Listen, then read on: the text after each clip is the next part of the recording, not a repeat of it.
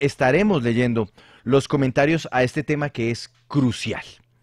Hablar de la situación de detención de miles de personas en espacios que no fueron previstos para tal fin. ¿A qué hacemos referencia? Estaciones de policía o URIs, que son las unidades de reacción inmediata de la Fiscalía, que tienen pues sí unas celdas o unos lugares para mantener detenidos a ciudadanos durante 36 o durante 48 horas, pero que de repente se convirtieron fue en cárceles.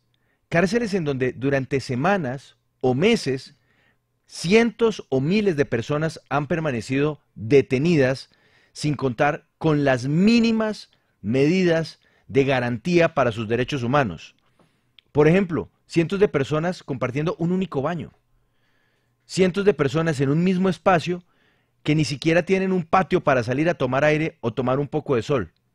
Pero además hay otro impacto, y es que policías que deberían estar dedicados a la vigilancia, al cuidado de los ciudadanos, pues les toca dedicarse a la vigilancia de detenidos en sus estaciones. ¿Por qué? Porque, bueno, eso es lo que nos van a explicar nuestros invitados, y por eso hoy los invitamos a que se conecten ya con nuestro Facebook Live y participen con este numeral. Insisto, esto es un asunto de derechos humanos. Numeral alerta hacinamiento. Numeral alerta hacinamiento. El drama humanitario que se está viviendo en las estaciones de policía y en las URIs de la Fiscalía, que se convirtieron en cárceles cuando no son para eso. Vamos a saludar al vicedefensor del pueblo, él es Luis Andrés Fajardo. Señor vicedefensor, muy buenas tardes y bienvenido a este espacio en Sigue la W. Buenas tardes, Juan Pablo, muchas gracias por invitarme. Espero que podamos en este breve recorrido sobre esta temática tan grave llegar a unas conclusiones y a unas recomendaciones que le sirvan al país. Bueno, cuéntenos, vicedefensor, desde su perspectiva, ¿qué tan grave es la situación humanitaria que se está viviendo en estos centros de detención que no son cárceles, pero como lo señalaba en la introducción, están convertidos en cárceles, pero unas cárceles además con unas condiciones humanitarias terribles? A ver, Juan Pablo, lo primero que hay que decir es que ese es un problema coyuntural sumamente grave, pero que se enmarca dentro de un gran problema estructural que tiene el país. Aquí estamos viviendo, ya desde hace varios años, la Corte Constitucional declaró un estado de cosas inconstitucional en materia penitenciaria y carcelaria. Y esa situación se da porque hay una grave situación de hacinamiento y desconocimiento de las condiciones mínimas de dignidad humana de las personas que están privadas de la libertad. Lo que sucede ahora es aún más grave, y es que coyunturalmente, dada la situación del COVID, de pandemia, pues entonces algunos centros penitenciarios y carcelarios, organizados y administrados por el INPEC, con fundamento, de hecho, inicialmente en un decreto del gobierno nacional que decidió tomar medidas en el asunto, decidieron cerrar las puertas de entrada para que las personas que debían pasar a estos centros, luego de pasar eventualmente por un centro de retención transitoria, pues no pudieran entrar. Entonces, el fenómeno que se ha causado con eso es que en los centros de retención transitoria se han ido acumulando cientos y en este momento miles de personas que están retenidas, que debían estar allí únicamente por 36 horas, pero que actualmente, según nos informan, están pasando en promedio entre 1 y 16 meses retenidos en lugares que no están acondicionados para ello, lo que implica claramente vulneraciones graves, no solamente desde el punto de vista de su dignidad, porque no tienen espacio, como usted bien lo decía, no son lugares adecuados. El tema de salud, de hecho, inicialmente era un problema porque durante las 36 primeras horas se supone que es cada municipio y cada distrito el que se tiene que encargar del tema de salud, pero después de eso ya pasa a ser un tema de salud regulado por el INPEC, en fin, y por la OSPEC. Y todo esto entonces lo que implica son unos vacíos tremendos. Hay unas reglas internacionales que dicen, por ejemplo, que no se puede mezclar en el mismo lugar, que no pueden estar mezclados los condenados con aquellas personas que están siendo investigadas. Esa regla actualmente no se cumple porque no hay posibilidad de hacerlo en un CAI, por ejemplo, en una estación de policía, en una URI, en un centro de traslado por protección que estaba previsto únicamente con celdas para 10 personas, por ejemplo, y que actualmente llegan a tener, pues, tenemos sitios con hacinamiento del 933%, por ejemplo. esa clase de situaciones es atroz, digamos, desde cualquier punto de vista es una situación gravísima, pero como le digo, es puntual. Yo quiero que hablemos en un instante y lo invito a que alistemos eso sobre los derechos que tiene una persona en esta situación de detención. ¿Por qué? Porque estoy viendo aquí comentarios que llegan a través del Facebook Live o quienes están participando ya con el numeral Alerta Hacinamiento, en donde dicen que por qué nos preocupamos por aquellas personas que han delinquido. Pues es que es un asunto de derechos humanos, pero yo quiero que usted ahorita nos explique esto. Voy a saludar al secretario de Gobierno de Tunja. Él es Vicente Ojeda, también se une con nosotros a este foro W para hablar de la realidad de las estaciones de policía y las URIs que se convirtieron prácticamente en un sustituto de las cárceles. Señor secretario, bienvenido a Sigue la W, buenas tardes. Juan Pablo, muy buenas tardes para ti, para todos los oyentes, para los compañeros del panel. En efecto, como su merced lo señala, ha sido una circunstancia muy preocupante para todos nosotros, los secretarios de gobierno, obviamente representando a los alcaldes de las ciudades capitales, pero además pensando, como lo decía el doctor Fajardo, en un tema de Estado, en un tema que obviamente no es de ahora, pero que se ha visto afectado, acentuado por las decisiones del gobierno nacional en virtud de los decretos ley que nos han pasado ese estado de cosas inconstitucional a los municipios, a las entidades territoriales, y obviamente pensando en los derechos humanos de las personas que tienen, que están en los sitios de reclusión. Pero venga, secretario, empecemos a aterrizar este asunto. Hablemos de lo que está pasando en su ciudad, de lo que está pasando en Tunja. ¿Cuál es la realidad hoy de las estaciones de policía? ¿Cuál es la realidad de la URI o de las URI en Tunja? ¿Qué es lo que está pasando con los lugares en donde están las personas detenidas? Bueno, en efecto, Juan Pablo, Tunja es una ciudad de hecho, que no tiene tanta dificultad. Nosotros tenemos ocupación ya completa en la URI. Tuvimos que adecuar un centro transitorio en donde tenemos aproximadamente 20 personas, de acuerdo a una última operación que se hizo por parte de la Metropolitana, en donde capturamos estas personas y las tenemos en el centro de traslado por protección, ya totalmente abarrotados, sin posibilidad de que tengamos una persona más. Pero además, hemos tenido que hacer esfuerzos económicos, presupuestales, de los fondos de seguridad territorial con el propósito de además mantenerlos, porque aquí hay otra circunstancia, Juan Pablo, y es que no solamente ya tenemos que preocuparnos por los sitios en donde los tenemos, que ya hoy están sobreocupados, sino además también en la manutención, cuidado, que eso también le correspondía a otras entidades como la USPEC o como el mismo IMPEC. Entonces, es una sumatoria de muchos esfuerzos, de muchas circunstancias, pero tenemos circunstancias como por ejemplo Cali, Bogotá, Neiva, Bucaramanga, que está por encima del 600%, en donde tenemos circunstancias gravísimas de la sobreocupación que tienen las URIs y las estaciones de policía. Nosotros aquí en Tunja, para ir a tu pregunta puntual, tuvimos que utilizar estaciones de policía en municipios circunvecinos, en Cómbita, en Soracá, en Cucaita, en donde la Policía Metropolitana tiene la posibilidad para ir vinculando a aquellas personas que con otros delitos deben ocuparse en estos sitios. Mire, le voy a decir rápidamente, Bogotá está por encima del 112%, Medellín con el 193%, Cúcuta 216%, Cali con el 364%, y como le comentaba, preocupantísimo Bucaramanga con un 633% de sobreocupación de lo que está pasando en las URIs y en las estaciones de policía, que como lo señalaba el defensor, agrava mucho la situación de derechos humanos de las personas que hoy están recluidas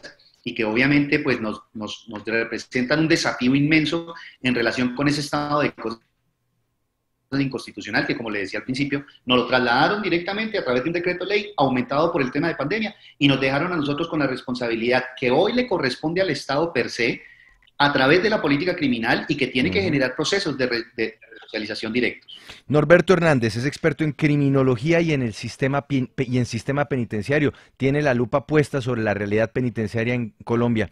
Norberto, bienvenido a Sigue la W y cuéntenos ¿cuál es la realidad en Colombia sobre las cárceles versus estos lugares?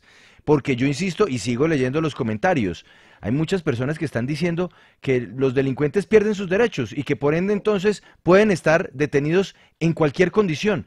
¿Cómo son las condiciones de detención en una cárcel? ¿Cómo son las condiciones de detención en una URI o en una estación de policía? ¿En qué difiere la una de la otra? Sí, muy bien. Buenas tardes, Juan Pablo. Un saludo muy especial para los compañeros de este panel y también para todas las personas que nos escuchan. Creo que la pregunta que tú haces es muy importante para hacernos un panorama en realidad de cuál es la situación de las personas privadas de la libertad.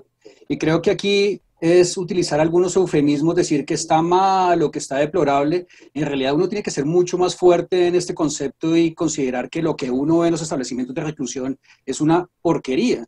Y es una porquería desde el punto de vista de que no se respetan los derechos fundamentales de las personas privadas de la libertad. Creo que es muy importante también lo que has mencionado a propósito de lo que dicen constantemente las personas.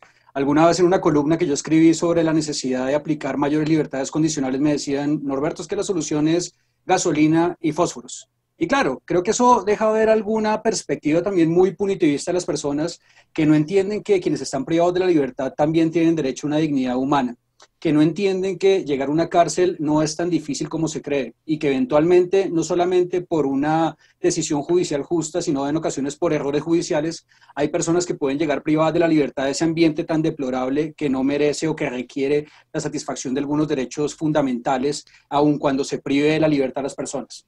Ahora, creo que también es muy importante, Juan Pablo, y creo que aquí estoy un poco en contra de las afirmaciones que hace el secretario de Gobierno en cuanto a la responsabilidad que le pasaron a los departamentos y a los distritos. Creo que esa responsabilidad estaba hace mucho tiempo. No es una atribución de responsabilidad reciente por el estado de cosas inconstitucional, sino que en realidad es un incumplimiento constante que han tenido los departamentos y los distritos cuando desde la Ley 65 del 93, nuestro Código Penitenciario y Carcelario, ya les exigían que tomaran parte en esta clase de situaciones. Es decir, que creo que en este momento hay un requerimiento adicional, pero se están poniendo al día con un incumplimiento que lleva más de 20 años, Juan Pablo.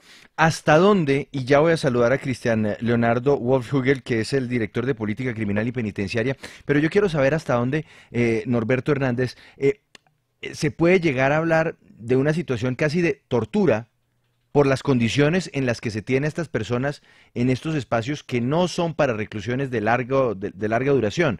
Cuando se detiene una persona en una estación de policía, creo que el máximo son 48 horas. ¿Se puede hablar de tortura? ¿Se puede hablar de incluso un delito al que se estaría incurriendo por parte del Estado al mantener a estas personas en estas condiciones? Sí, ha sido un debate constante. Creo que si uno lo ve desde el punto de vista extrajurídico, seguramente podría decir que hay una tortura.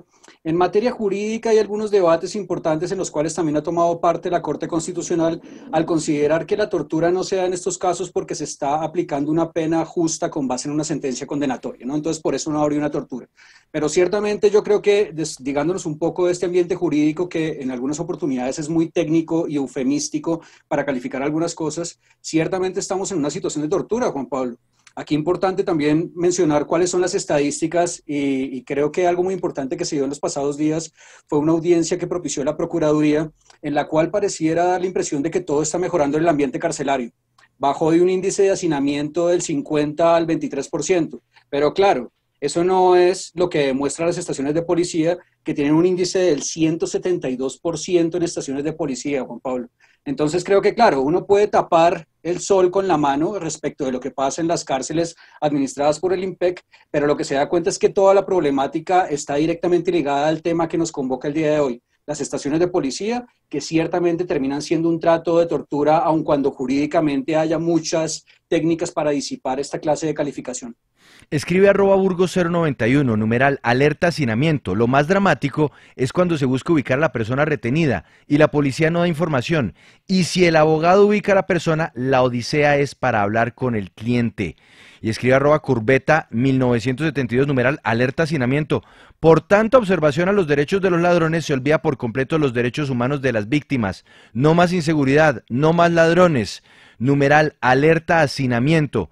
Y escribe también @Ricardo186, numeral alerta hacinamiento. Ya es hora de cambiar la política de los detenidos y la red carcelaria. Es un gasto muy alto mantener a los delincuentes. Se les debe obligar a trabajar y a ser productivos mientras cumplen la pena. Vamos a avanzar en esto más adelante. Quiero saludar a Cristian Leonardo Wolfhügel. Él es el director de Política Criminal y Penitenciaria en el Ministerio de Justicia. Director, bienvenido a Sigue la W, buenas tardes, y cuéntenos desde el Ministerio cómo se analiza esta situación que nos están poniendo de presente aquí los alcaldes, con la vocería del secretario de Gobierno de Tunja, desde la Defensoría del Pueblo y nuestro experto. ¿Cómo ven en el Ministerio de Justicia el hecho de que se hayan convertido estaciones de policía en centros de reclusión, URIs en centros de reclusión y que incluso entonces los policías estén actuando de guardas carcelarios? Buenas tardes. Muy buenas tardes, Juan Pablo, muy buenas tardes a los compañeros que hacen parte del panel y por supuesto a quienes nos escuchan y quizás nos ven en este momento. En primer lugar, es importante elucidar algo que es básico para que todos podamos captar y entrar en una misma perspectiva. Esta problemática tan particular, que en la historia constitucional al menos tiene una radiografía de 22 años con diferentes sentencias, es una problemática muy sensible y para la cual el Ministerio de Justicia siempre ha estado y estará atento. Pero hay que hacer una precisión inicial. Las responsabilidades. Aquí no podemos, y ya lo dijo el profesor Hernández, hay responsabilidades compartidas. Hay que afrontar el tema, pero hay que elucidar que hay entidades del orden municipal, por ejemplo, que desde la Constitución del 91 y particularmente con la Ley 65 del 93, tienen la responsabilidad de garantizar esos estándares de derechos mínimos asegurables en relación con todas las personas que están privadas de la libertad sin una sentencia, los que están con detención preventiva. Y eso ha sido explícita en la jurisprudencia. Por ejemplo, la sentencia T-762 de 2015 dice, cuidado, hay que articular, y en esa articulación el asunto no es solo del Estado y sus entidades, hay una fisionomía constitucional, no es cuestión de gustos, es una realidad jurídica inocultable, en cuya virtud a los entes territoriales le asiste esa obligación. Es más, la propia Defensoría del Pueblo así lo ha dicho, particularmente la resolución 069 de 2016. La Defensoría del Pueblo es clara, es con la gramática precisa, elocuente, al afirmar que realmente esta responsabilidad de los entes territoriales es constitucionalmente en función de todas las personas que están siendo en los términos más amplios para que lo comprendamos, sindicados. Pero en todo caso hay que subrayar, es una problemática que compromete y corresponde a muchas entidades del Estado. Cuando la Corte dijo, y aquí hago un pequeño paréntesis, que estamos en un estado de cosas inconstitucional desde 2018, para que la gente entienda, hay una permanente y constante violación de derechos fundamentales en clave de dignidad humana. Eso se suaviza con la expresión estado de cosas inconstitucional. Eso compromete a diversas entidades, a diversos actores. Sí. Y en ese orden de ideas, nuestra finalidad, nuestro propósito es liderar, articular y contribuir a que se mitigue, se disminuye esta elocuente vulneración de derechos fundamentales de las personas privadas de la libertad. Permítame, porque yo quiero también ver la perspectiva, cómo la ven desde las administraciones locales. Señor secretario de Gobierno de Tunja, Vicente Ojeda, ¿cómo recibe usted esta primera respuesta por parte del director de Política Criminal del Ministerio de Justicia? El hecho de que sí recae, según lo que él nos señala, por ley además, sobre las administraciones municipales, el tener que garantizar estos espacios para la detención. Juan Pablo, sí, digamos que, a ver, yo comparto lo que él nos manifiesta en virtud de las responsabilidades, y ahí es donde empieza la clave de todo esto, y lo decía el profesor Norberto. Sin embargo, de que es un debate absolutamente técnico y jurídico, pues ese es el fundamento en el cual debemos entrar, no para evitar que la gente no entienda, sino para que podamos contextualizar precisamente judicialmente cómo debemos solucionar esto. Porque si bien es cierto, la Ley 65 del 93 establece algunas responsabilidades en los entes territoriales, dicha ley tampoco es absolutamente clara en los limitantes en establecer cuál es la responsabilidad de los entes territoriales gobernación y cuáles son las responsabilidades de los entes territoriales municipio. Pero además sí también establece, doctor Norberto, como su merced bien lo señala, igualmente que hay dos distinciones entre lo que es el contraventor y lo que es el imputado, o lo que es la persona ya condenada totalmente. Situación que se dirime en la norma diciendo que los municipios harían parte de lo que tiene que ver con los contraventores y el sistema judicial de política criminal a través del IMPEC y a través de las políticas del Estado haría lo relacionado con aquellas personas condenadas por la justicia. Pero además hay que ver otro tema más allá y más de fondo jurídico, y es que el sistema penal colombiano en este momento no tiene contraventores que generen reclusiones, porque las contravenciones pasaron a ser estipuladas por la 1801, la Ley de Seguridad y Convivencia Ciudadana, que nos permite dar un trámite diferente a través de las diferentes multas y de los traslados por protección en virtud de que hayan situaciones de riesgo para la persona o para los demás, pero no como situaciones delictivas. Entonces, si bien es cierto, la ley 65 establece esas circunstancias que la compartimos, tampoco es absolutamente clara y no delimita finalmente cuáles son esas responsabilidades. Y lo que y ahí es donde nosotros hacemos este llamado a través de Asocapitales y a través de todos los alcaldes que hoy estamos unificados en esto, para que los decretos ley no nos designen responsabilidades que se trasladan precisamente por esa indignidad que se le está dando al trato cruel, que además puede eventualmente, como su merced lo señala, rayar incluso con la tortura, con aquellas personas que están privadas de la libertad por delitos que han sido condenadas.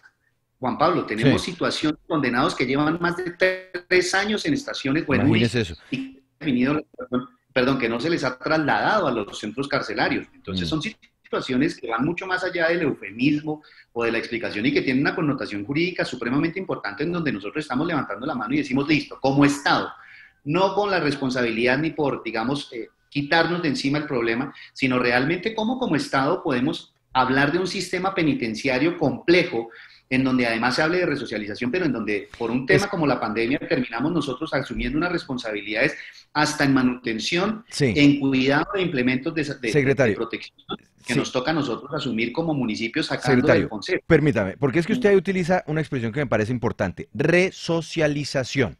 Y obviamente estoy viendo muchas críticas, de hecho, al solo punto de que estemos planteando este debate hasta ahora en Sigue la W. Por ejemplo, le leo, Pacal el Grande escribe en el Facebook Live, qué sinvergüencería de programa, que los pongan a producir, pero también escribe a través de Twitter, @Edwin2241, numeral alerta hacinamiento, no hay infraestructura carcelaria y penitenciaria que aguante un sistema judicial que tiene el olvido de los derechos humanos. Yo quiero que hablemos del tema de resocialización, porque claro, los delincuentes cometieron un error, y si están detenidos y si están condenados es porque le fallaron a la sociedad. Pero ¿hasta dónde, a la hora de hablar de resocialización, que es un proceso que debería darse en las cárceles, se puede garantizar bajo las condiciones de estar detenido en una URI o en una estación de policía? Señor Vicedefensor del Pueblo, Luis Andrés Fajardo, ¿usted qué opina al respecto?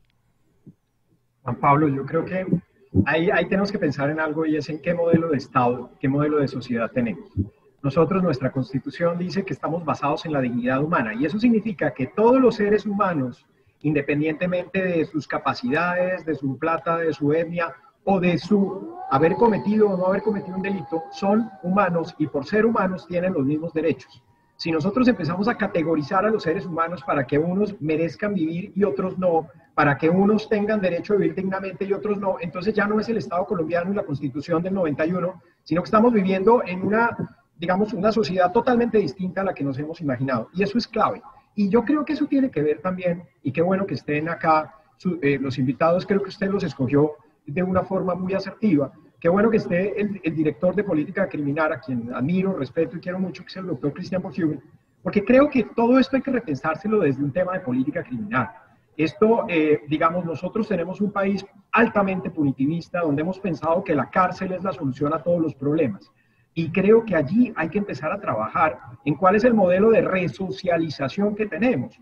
Porque unas cárceles que son del 5.000% o del 500% de hacinamiento, unas URIs y unos centros de traslado por protección que están llenos de personas que deberían ser simplemente detenidas, pero que actualmente están pagando condenas, que no están allí separados los investigados de los condenados, pues no tiene nada que ver con un modelo de resocialización que dignifique al ser humano, que castigue la pena, pero que al mismo tiempo reivindique la humanidad.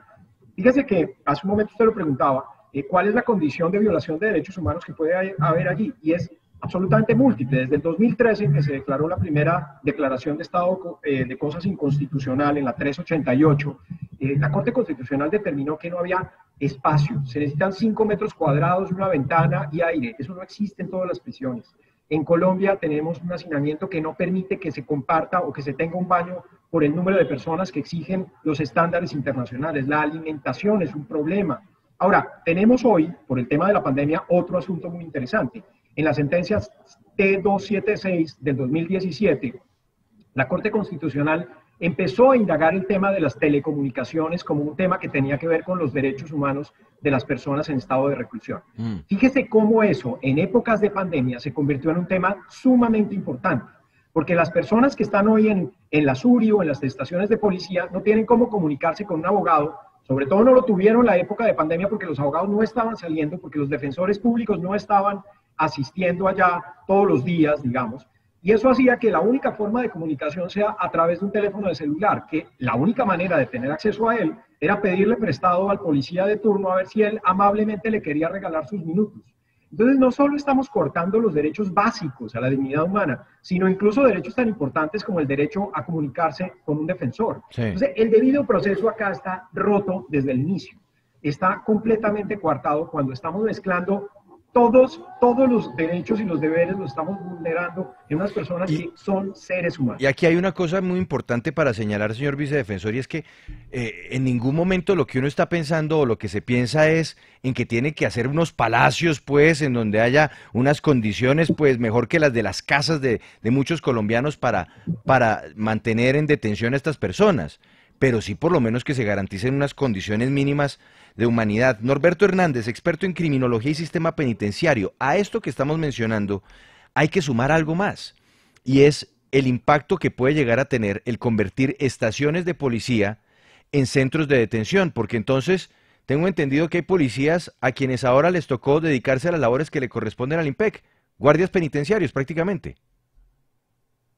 Sí, toda la razón, Juan Pablo. Creo que se ha desnaturalizado la idea de lo que debe ser un centro de reclusión transitorio, ¿no? Y digamos que uno parte de ese calificativo de transitorio, y tú lo has reiterado varias veces, y creo que todos los panelistas, máximo 36 horas. Es un centro a través del cual unas personas que están en una situación que han sido capturados, que eventualmente se le va a legalizar la captura, van a ir ante un juez y posteriormente deben ir a un establecimiento de reclusión, sea una cárcel para sindicados o una penitenciaría para condenados. Lamentablemente, creo que también hay que ser conscientes de la situación actual de la pandemia y de todo lo que pasó en materia de la pandemia frente al cierre de los establecimientos carcelarios, lo cual, por supuesto, creo que estuvo bien, ¿no? Es una situación en la cual tenemos que deshacinar las cárceles, pero no podíamos olvidar los centros de reclusión transitorios. O sea, tenemos que adoptar algunas medidas adicionales. El Código Penitenciario y Carcelario desde el año 2014, en una reforma que tuvo, ya había creado algo que se llaman centros de arraigo transitorio. No ha tenido ninguna operatividad. Esperamos que en algún momento se dé. Creo y comparto también con el vicedefensor la esperanza de que tengamos al doctor Cristian en la Dirección de Política Criminal, porque sé y soy consciente también de sus calidades profesionales y de su conocimiento sobre el tema, y creo que puede ser una esperanza para solucionar esta situación. Entonces, también hay el llamado, y aprovechando aquí que estamos frente al doctor Cristian, para que se vean estas posibilidades en realidad de solucionar la situación tanto de los centros de reclusión como de las cárceles. Y por otra parte, algo que mencionó el doctor Fajardo también, que creo que es importante, es pensar en eventuales políticas criminales diferentes a las que estamos aplicando en la actualidad. Creo que el hecho de que todo sea cárcel no ha funcionado. Hay una pequeña cuña también a que, pues a pesar de que no estamos de acuerdo con que todo sea cárcel, pues salen penas de cadena perpetua. Y no me voy a dedicar en eso porque sé que tu público, Juan Pablo, seguramente atacaría muy fuertemente estas observaciones y es un tema muy largo. Pero mira que en realidad tenemos que cambiar de alguna forma esa política criminal para que no todo tenga como consecuencia la cárcel y que eventualmente también pensemos en otras alternativas que pueden ser más útiles para garantizar esa paz y esa seguridad por parte de la ciudadanía. Pero también creo que es importante pensar en humanidad y en los criterios de que la persona que está privada de la libertad tiene derechos. Bueno, pues aprovechemos que está con nosotros Christian Wolfhügel, él es el director de Política Criminal y Penitenciaria del Ministerio de Justicia, para seguir avanzando en esta conversación y sobre todo, ojalá tratar de encontrar puntos que nos ayuden a avanzar en esto que es un clamor tanto de quienes están detenidos, sus familiares, y también las administraciones de las ciudades. Hablemos de estos centros de arraigo transitorio que acaba de mencionar Norberto Hernández, nuestro experto en criminología y en sistema penitenciario. ¿Qué ha pasado con eso que era un compromiso legal asumido por el gobierno nacional? A ver, yo empiezo con parte de lo que usted acaba de decir, ¿no? Aquí hay que mirar para adelante, hay que encontrar puntos de encuentro, claridades y soluciones. Entonces, en ese orden de ideas, varias cosas tendría que decir. A ver. Primero, el gobierno tan preocupado está en medio de la pandemia del tema de los centros transitorios de detención, que emitió el decreto 804/2020, que permite ampliar, adecuar, mejorar a partir de unos estándares constitucionales mínimos. No son mejoras como se quisiera, en sentido amplio, sino como lo exigen los estándares constitucionales de derechos mínimos asegurables. Esa sentencia fue declarada, ese decreto, perdón, fue declarado exequible por la Corte Constitucional, es decir, se entendió que es una medida proporcional, idónea y necesaria. Lo mismo, y también me devuelvo para ahorita entrar al tercer punto, no es que el decreto 546 haya trasladado responsabilidades a los entes territoriales, ya existe desde el 93, y la Corte Constitucional, el máximo órgano en materia constitucional, declaró exequible esa norma, de suerte que no es una norma que haya trasladado el problema de hacinamiento a las URI, sino que es una norma que todo lo contrario tiene vocación, elocuencia y satisfacción constitucional. Frente a política criminal, claro que es importante hacer unos ajustes en clave de política criminal. ¿Qué ajustes se están proponiendo desde el Ministerio de Justicia para que lo comprendamos? Uno, desde el año pasado estamos en una campaña de sensibilización y concientización en clave con la Universidad Nacional, en virtud de la cual se busque que las personas, usted está viendo el chat, lo que están diciendo, lo que responden, esta campaña que apunta a sensibilizar, como decía Ortica el profesor muy atinadamente, de que el único remedio, el único mecanismo, el único itinerario no puede ser la cárcel. En alguna medida, desmitificar esa adicción a la cárcel. Entonces, el Ministerio de Justicia, por un lado, está haciendo énfasis en esas campañas de sensibilización ciudadana, que son quienes nos responden en el chat diciendo las cosas que usted ha leído. Luego hay que empezar de ahí. En la medida en que la gente entienda que es posible contar con medidas alternativas a el ejercicio de la prisión, pues va a tener un impacto, y eso lo dice la propia Corte Constitucional en la sentencia T762, por ejemplo, de 2015, donde alude a una política criminal de ese orden. ¿Qué es lo que hay que hacer? Buscar medidas, ajustar. No es legítimo, no es válido, no puede quedarse la boca cerrada frente a situación de seres humanos que, como lo dijo el señor vicedefensor, adscriben claramente a ese eje fundamental de nuestra Constitución, que es la dignidad humana. El gobierno está haciendo talleres a los entes territoriales para ilustrar cómo pueden financiar la construcción de cárceles. El decreto 804, cómo se pueden ampliar, cómo proveemos alimentos a partir también de una sentencia de la Corte Constitucional. Es decir, no es un ejercicio de pasar la pelota, es un ejercicio de que cada cual en esta problemática que es transversal pueda responder. Pero doctor Wolfhügel, hablemos de este punto, digamos, lo que ha acontecido en la pandemia. Porque por lo que yo interpreto de lo que nos señalaba el secretario de Gobierno de Tunja, es que por lo menos en el momento presente sí se siente como si el gobierno nacional, el Estado, hubiera delegado o entregado esa responsabilidad de momento a las autoridades locales, llevando a la situación que se está viviendo en el presente. Los decretos que fueron emitidos en el marco de la pandemia, ¿sí delegaron o no delegaron en las ciudades, en este caso en las ciudades principales, esa responsabilidad? No. Y hay una sola prueba. No es mi dicho, es la sentencia C-255, y el señor vicedefensor conoce muy bien los efectos de las sentencias de la Corte Constitucional. Lo declaró conforme al texto superior porque es una obligación que viene del 93. Luego, yo no estoy opinando, estoy dando un dato objetivo. La sentencia C-255-2020 declaró exequible ese artículo 27 y no se trató de ir en contra de la Constitución, porque si así fuera, la Corte hubiera dicho algo distinto, ni más faltaba. El decreto en toda su extensión se encontró ajustado por la Constitución, y esa es la realidad que hoy nos debe permitir mirar hacia el futuro, permitir cómo articulamos, cómo mejoramos y cómo hay una vocación institucional que así lo quiere, que no quiere ver qué alternativas se encuentran.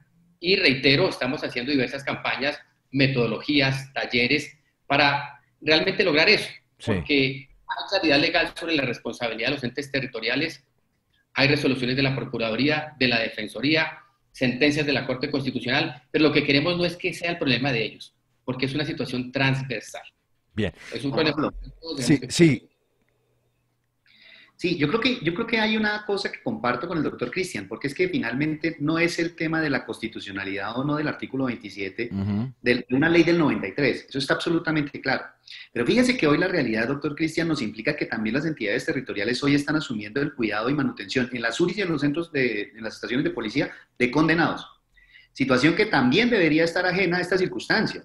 Entonces, ahí no es solamente lo que nos dice la ley 65, sino realmente lo que está pasando en las ciudades y Juan Pablo, no es solamente en las alcaldías principales, en las ciudades principales, es que esto nos lo trasladaron a todos los entes territoriales. No sé cómo lo estará haciendo el Char con Nariño, no sé cómo lo estará haciendo Unguía en el Chocó, no sé cómo lo estará haciendo Cumarío en el Bichá, porque es que realmente fue a todos los entes territoriales. Fíjese lo que me decían. Pero además, secretario, perdóneme, lo interrumpo. Usted además utiliza la expresión manutención. Es decir, que también tienen ustedes que proveer alimentos, ustedes tienen que entregar garantías de salud en unos espacios que además creo que no tienen las condiciones para tal fin. O sea, no creo que una estación de policía cuente con una batería de cocina lo suficientemente grande para poder atender a cientos de personas detenidas, ¿o no? Total, además es que hemos hablado con los diferentes secretarios de gobierno y con los alcaldes de las ciudades capitales, y es que fíjense una circunstancia, hemos tenido que sacar de los fondos de seguridad territoriales para poder asumir los costos de la manutención en alimentación y en cuidado en temas de aseo. Hasta en temas de aseo hemos tenido que incurrir en esos gastos, circunstancias que son, o mejor, recursos de los fondos que son orientados directamente a las estrategias que a través de diferentes entidades debemos garantizar para combatir la criminalidad en los municipios y no para atacar o para mantener a la población carcelaria que debe estar en cabeza de la USPEC. Entonces, esto sí es un debate mucho más de fondo, es un debate que realmente, en el cual nosotros estamos dispuestos a generar articulaciones, porque esto no es solamente, y discúlpenme la expresión porque no quiero, doctor Cristian, que esto vaya a quedar como un entendido, en donde nosotros estamos poniendo la queja, sino que queremos hacer parte de la solución, y me parece que esto tiene que generar unas articulaciones entre el Estado y la nación territorio, para que entre todos construyamos una política que supere esa circunstancia que pasó en marzo cuando nos delegaron por el tema de pandemia esta realidad. Y en esto sí yo quiero ser reiterativo. No está definida la competencia del artículo 27, no se sabe todavía cuáles son las circunstancias de contraventores o de condenados que debemos tener, y por eso, y además la limitación que tienen gobernaciones y municipios. De acuerdo, tenemos que seguirlo articulando, tenemos que generar los espacios, porque realmente lo que sí hicieron con el 546 y con el 804, que además es otro decreto que quiero comentarle al doctor Cristian, que él lo dice con unas grandes bondades, es que claro, nos dicen que podemos cambiar, mejorar, modificar los centros de traslado por protección, pero además nos ponen unos requisitos que hacen que la norma sea imposible de cumplir. Entonces nos dice, tiene que tener la autorización en materia de seguridad, tiene que cumplir los reglamentos del Reglamento Colombiano de Construcción Sismoresistente, sujetarse al plan de ordenamiento territorial o a los esquemas de ordenamiento territorial de los municipios que no tienen plan de ordenamiento territorial, y cumplir con las condiciones mínimas de subsistencia digna y humana para las personas privadas de libertad. Además, nos dan la responsabilidad de crear empleos para su funcionamiento. Ojo con esto, Juan Pablo. Sí. Hay una sentencia que también establece que para poder cuidar a las personas que están privadas de la libertad se requiere una formación penitenciaria para tal. No es contratar a cualquier persona para que hoy vayan a cuidar a los presos. Usted no puede poner un clasificado en internet, decir se necesitan personas para cuidar privados de la libertad. No funciona así. Guardianes para privados de libertad. Y de hecho algo mucho más importante, Juan Pablo, tenemos una cantidad de policías que hoy están haciendo esa función y que infortunadamente nos los quitan de las calles en donde ellos deberían estar prestando servicios de seguridad.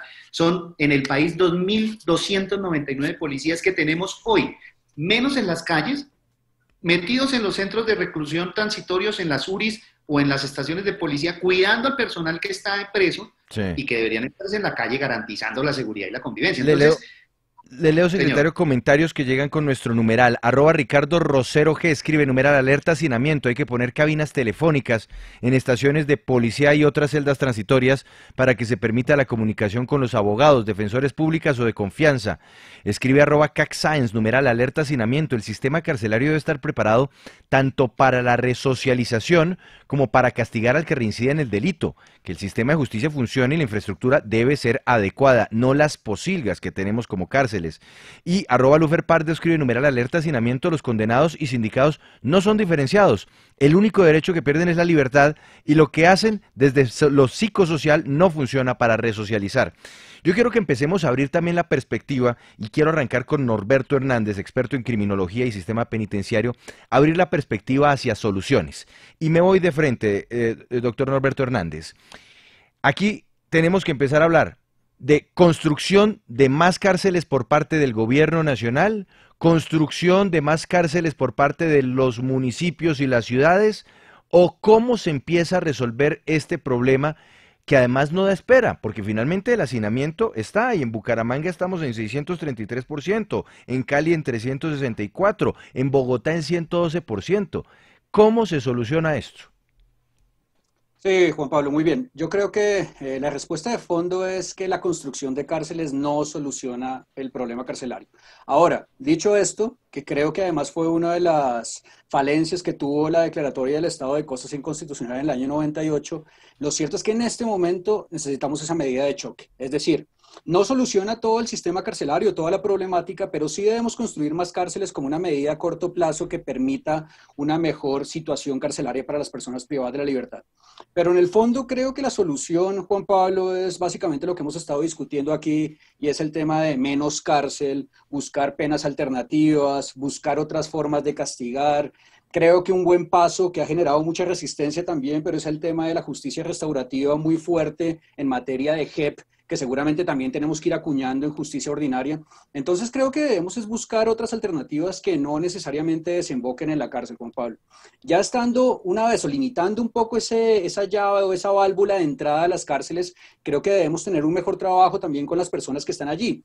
Por supuesto, con las cantidades de personas que tenemos en este momento es imposible brindar un tratamiento de resocialización. Creo que nadie diría ciertamente que en una cárcel se resocializa una persona. Hay una frase muy bonita que utilizamos en la academia que es que resocializar a una persona en una cárcel es como enseñarle a una persona a nadar en una piscina sin agua. Eso no pasa y no se puede hacer, pero ya estando en un límite o en un control de personas que están al interior de las cárceles, debe haber unos mejores tratamientos que permitan, por ejemplo, trabajo psicosocial, que decía alguno de los oyentes, que tengamos mayor participación de psicología, que en realidad las cárceles permitan que la persona cambie esas situaciones que lo llevaron allí y no que salga a reincidir, que es de los principales problemas de la cárcel.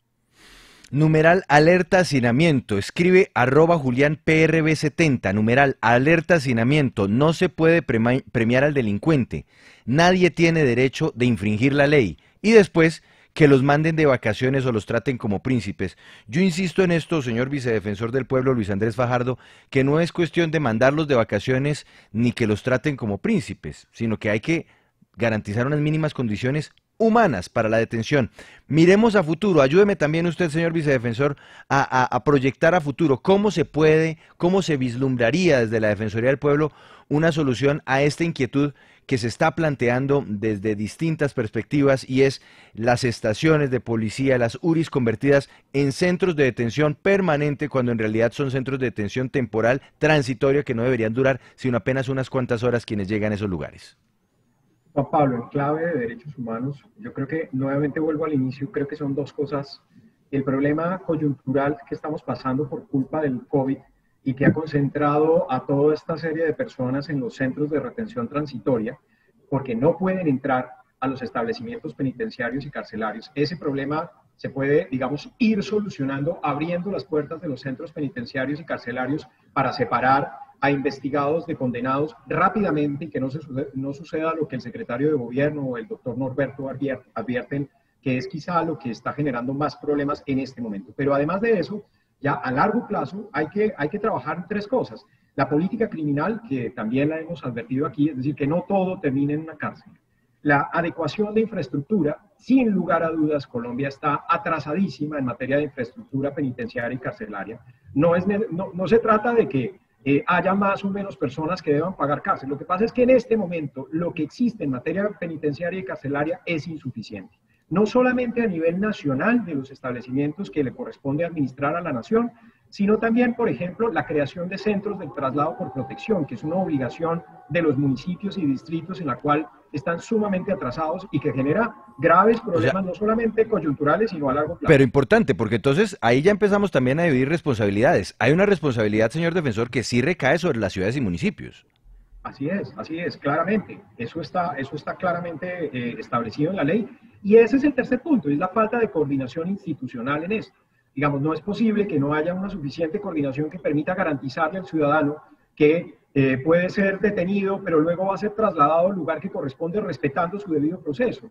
Ahí lo que está fallando es la coordinación nación-territorio, lo que está fallando es, digamos, aquí hay un cierre en este momento de las cárceles nacionales que en realidad no tiene una no tiene un respaldo claramente legal ni jurisprudencial. Eso se ha dado, entre otras, por el IMPEC, que así lo ha decidido, que ha visto que hay un hacinamiento enorme y una posibilidad de contagio, y entonces que era mejor cerrar algunas puertas, pero realmente tanto los municipios como la nación tienen un ordenamiento jurídico, y otra cosa es lo que está pasando en la práctica, y ahí yo creo que la coordinación es indispensable, y para eso está la Defensoría del Pueblo, para tratar de crear y gestionar el diálogo que permita que estas cosas vayan fluyendo. Estamos trabajando en eso, en tratar de colaborar lo más posible para que realmente se siga el procedimiento y se respete los derechos de las personas que están privadas de la libertad. Mauricio Pinzón escribe a través de Facebook: urgente construcción de cárceles. En este país todavía no funcionan los programas de resocialización. No ha habido nada positivo que mostrar.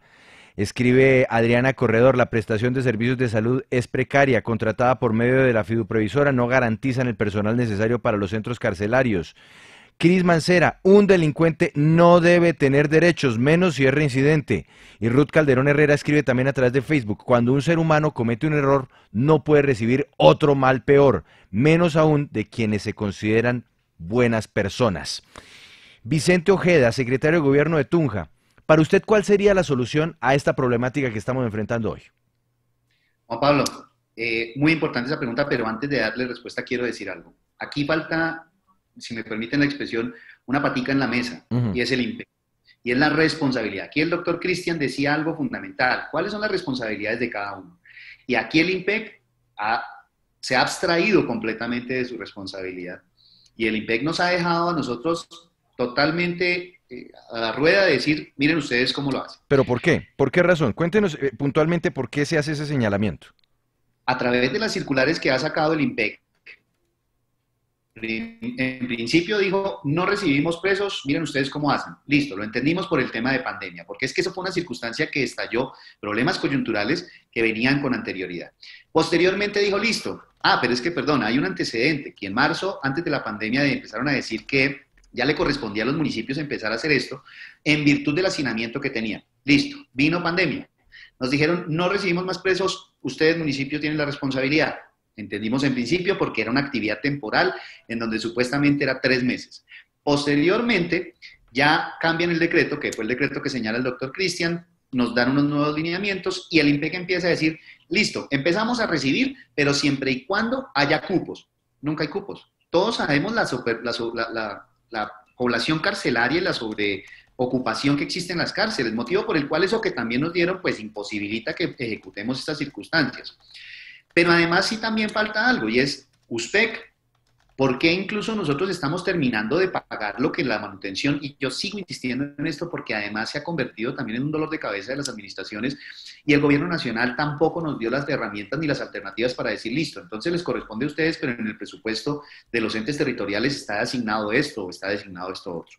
Nosotros, ¿qué proponemos como un proceso de solución? Que es ya la segunda parte de lo que su merced señala, y está orientado a un proceso de articulación, nación, territorio, gobierno nacional, IMPEC, USPEC, con el acompañamiento importante de la Defensoría del Pueblo, en donde podamos acompasar, pero mientras salen estas circunstancias, los municipios no podemos quedar en esta encrucijada de ver cómo podemos solucionar estos temas, sino que realmente necesitamos el acompañamiento del gobierno nacional. Y fíjese algo que decíamos ahorita cuando su merced le preguntaba al doctor Norberto sobre el tema de la construcción de las cárceles. Sí. Nos dijeron, listo, ustedes los municipios pueden hacerlo, y cierro con esto, Juan Pablo, pero es cuántas cárceles o cuántos pabellones nuevos construyó el gobierno nacional como para poder decir, listo, superado este proceso, vamos a volver a empezar. Hablemos únicamente del caso de Tunja, secretario. ¿Ha habido construcción o ha habido ampliación de los espacios de detención que dependen de la municipalidad, que dependen de la ciudad de Tunja en los últimos años o en los últimos meses? Tuvimos que adecuar el centro de traslado por protección, reforzar una serie de lo que es las rejas, lo que es paredes. Sí, pero ampliación en capacidad. Sí, nosotros tuvimos que mejorar un poco la ampliación e incluso estamos adelantando un nuevo proceso para poder contar con un nuevo sitio en donde podamos recluir más gente, porque es que además este proceso es dinámico, ¿no? Y aumenta y aumenta y aumenta. Entonces, ya tenemos tantas personas recluidas por el proceso que se hizo en virtud de la incautación de los estupefacientes, pero además tenemos violencia intrafamiliar, pero además tenemos hurtos, pero además tenemos otras circunstancias que en la dinámica de reactivación también se han reactivado en materia delincuencial, que obviamente nos conmina a nosotros a atenderlo con la articulación de la policía. Escribe @de ratata, numeral, alerta hacinamiento. La justicia debería ser más dura con los castigos hacia los delincuentes. Así pensarían en no hacer nada porque saben que el castigo es duro y hacer cárceles en la selva. Y ahí los presos tendrían que trabajar para mantenerse. Y escribe @Vita Errare, numeral, alerta hacinamiento. Un tema como este permite ver qué tanta cultura política hay en la ciudadanía. Se le sale el extremista a más de uno que olvida que ni es infalible la justicia, ni los delincuentes son monstruos. El cumplimiento de los derechos humanos no es opcional. Christian Wolfhügel, director de política criminal y penitenciaria. Yo quiero recoger lo que dijo hace un instante el vicedefensor del pueblo, Luis Andrés Fajardo. Falla la coordinación nación-territorio. ¿Está pasando esto? ¿Está fallando la coordinación? Y por eso terminamos en debates como este, en donde queda en evidencia que por lo menos no está sintonizados los unos con los otros a la hora de pensar en qué hacer con las personas privadas de la libertad. Al respecto, hago un pequeño paréntesis antes. Miren, el IMPEC sí contribuye decididamente. Las personas que están privadas de la libertad en los establecimientos a cargo del IMPEC, hay 23.000 que le corresponderían a los entes territoriales. 23.000. Con que esos 23.000 fueran asumidos por los entes territoriales, no habría hacinamiento en las cárceles. Es un dato objetivo, no es opinión.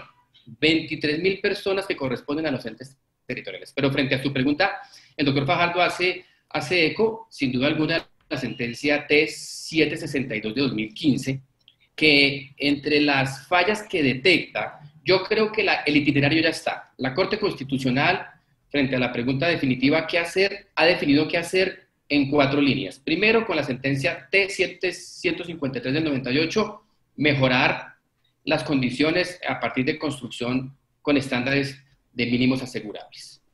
La sentencia T388 de 2013, una política criminal en clave de mecanismos alternativos a la prisión. La T762 de 2015, que el doctor Fajardo trae a colación en lo que nos acaba de ilustrar, mejorar la articulación de las entidades territoriales, abro comillas, dice la Corte, en relación con sus obligaciones para con el sistema penitenciario y carcelario.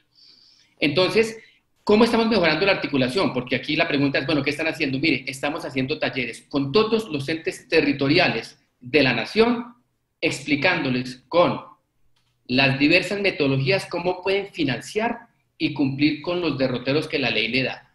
Lo estamos haciendo semanalmente. Yo presido e inicio cada sesión con cada municipio, con cada gobernación, diciéndole la importancia de articular, agradeciéndole el compromiso de los entes territoriales y sobre todo subrayando qué fuentes de financiación, porque entendemos que es un tema de financiación, pueden emplear para ello. Entonces, estamos haciendo caso y la Corte Constitucional ha sido profundamente juiciosa en ese sentido. Director, pero uno pensaría, con talleres no se soluciona el tema del hacinamiento, y el hacinamiento es una realidad hoy. Entonces, Claro. ¿cómo se puede ofrecer una salida a esto de la manera, pues, si no inmediata, por lo menos lo más expedita posible? Así es. El taller, claro que tiene algo fundamental, que es el reconocimiento claro de la responsabilidad y que en los presupuestos, como dijo la Corte Constitucional, se incluyan partidas para construir cárceles. No se incluye porque no es taquillero, quizás, no da votos, pero hay que incluirlo. Y tenemos que sensibilizar también a la gente para construir una política criminal alternativa, diferente a la prisión. Se trata de apuestas a corto, mediano y largo plazo. Juan Pablo, vea el dato más elocuente. 1998 se declaró el primer estado de cosas inconstitucional de las cárceles. 22 años y seguimos. La pregunta es, hombre, hay que realmente articular, ejecutar y entidades clave, por ejemplo, la Defensoría del Pueblo con las brigadas que hacen las cárceles para atender a personas que pueden tener la libertad, ha sido una institución profundamente clave y con la cual trabajamos. Hemos hecho brigadas en las cárceles con la Defensoría del Pueblo. Hacemos caso a esos estándares que demandan en materia de derechos humanos y queremos liderar y continuar con ello. No es mirar hacia atrás, no es decir que no se puede, sino realmente establecer estándares para las personas. Pero digamos, director, que uno quisiera decirle hoy a alguna de estas personas que se encuentra en este hacinamiento del 633% en Bucaramanga, que pues es que es escandaloso. 633% es no rebasar, sino superar y aplastar pues la capacidad mínima de estos lugares de detención transitoria. ¿qué futuro se le puede dar? ¿Qué se le puede decir? Óigame, usted va a estar en unas condiciones un poco más dignas de aquí a una semana, a un mes, no sabemos. ¿Se puede dar una respuesta? La legislación ya establece diversas respuestas. Por ejemplo, la detención preventiva según la ley y según la directiva 01 de la Fiscalía debe ser excepcional. En la medida en que la detención preventiva como medida de aseguramiento sea absolutamente excepcional, pues el impacto va a ser directo. Y hay una directiva del señor fiscal de este año que así lo aconseja. Esa es una medida a corto plazo, aplicar medidas de excepcionalidad en medidas de aseguramiento. Y para los que están, por ejemplo, ya condenados y de todas formas en uno de estos centros temporales de detención. La ley también prevé que no pueden estar más de un año. Si se vence un año, tienen derecho a una medida de aseguramiento no privativa de la libertad. Está el decreto 804 que permite a los entes ampliar, mejorar las condiciones para que puedan estar en un estándar constitucionalmente mejor. Pero tampoco podemos decir que de un día para otro, con mecanismos diferentes a los que hoy están. ¿Pero en qué venimos trabajando? En campañas de sensibilización, en proyectos de inversión sobre alternatividad penal, Juan Pablo. Que son fundamentales a la luz de lo que ha dicho la Corte Constitucional. Pero, perdón, Juan Pablo, Sí. simplemente para hacer una circunstancia, porque el doctor Cristian nos dice que hay otras alternativas, y fíjese lo peligrosista de este tema, y es que resulta que además dentro de esas alternativas se nos está dando que entonces, como no hay donde ubicarlos, pues por decisiones obviamente de la rama jurisdiccional y obviamente en el entendido, pues también se les está decretando casa por cárcel.